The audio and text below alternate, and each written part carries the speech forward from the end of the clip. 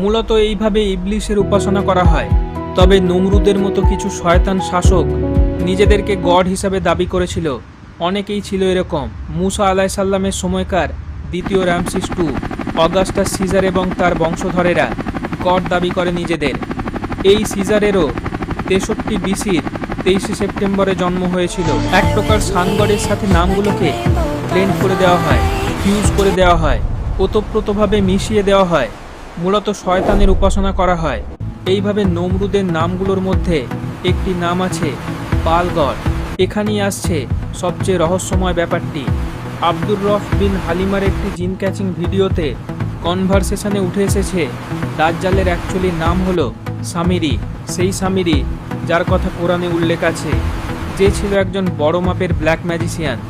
মুসা আলাইসাল্লামের সময়ে যে একটি সোনার